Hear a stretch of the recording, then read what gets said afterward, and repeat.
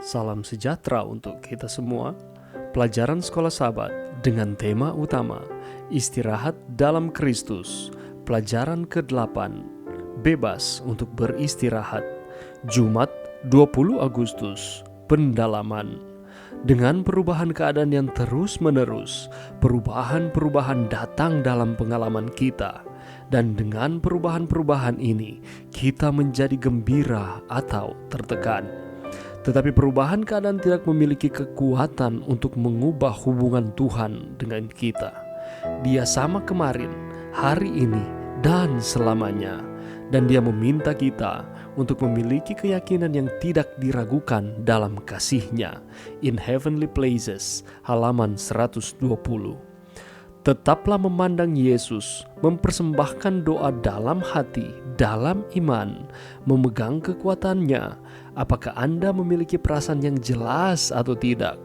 Maju terus seolah-olah setiap doa yang dipanjatkan disimpan di tahta Allah dan ditanggapi oleh Dia yang janjinya tidak pernah gagal. Ikuti terus, bernyanyi dan buat melodi untuk Tuhan dalam hati Anda, bahkan ketika tertekan oleh rasa berat dan kesedihan. Saya katakan kepada Anda, sebagai orang yang mengetahui, cahaya akan datang, sukacita akan menjadi milik kita, dan kabut dan awan akan digulung kembali. Dan kita beralih dari kekuatan bayangan dan kegelapan yang menindas ke dalam sinar matahari yang jelas dari hadirat-Nya.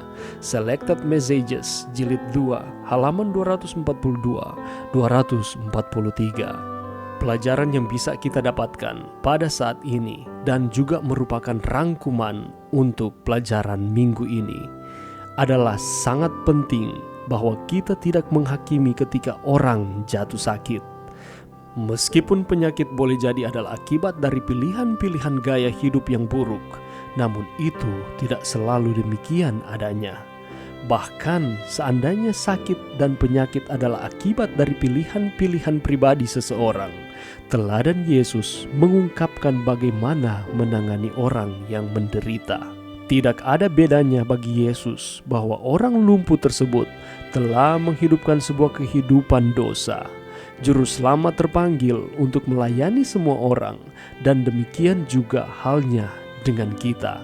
Sahabat membawa sahabat kepada Yesus. Seperti kita berdoa dalam iman bagi mereka yang sakit, Yesus akan melakukan mujizat.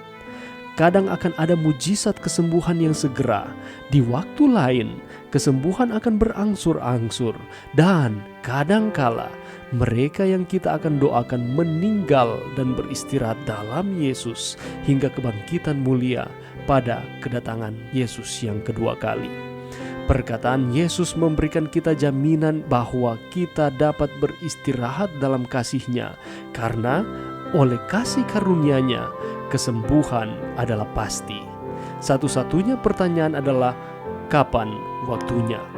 Akankah itu segera terjadi, berangsur-angsur, atau pada saat kebangkitan? Ada kalanya, seperti dalam kasus Elia, bahwa hal terbaik yang dapat kita lakukan bagi seseorang yang menderita karena putus asa ataupun depresi adalah berada di sana untuk memenuhi kebutuhan-kebutuhannya. Perhatian kasih sayang ini dapat membuat segala perbedaan.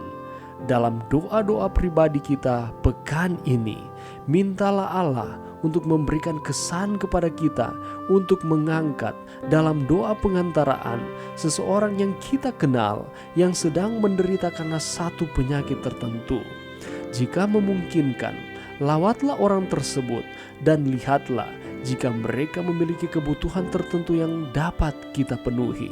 Kita akan sangat terberkati sementara kita melayani seperti yang Yesus lakukan, dan demikian pula kita layani kepada mereka yang membutuhkan.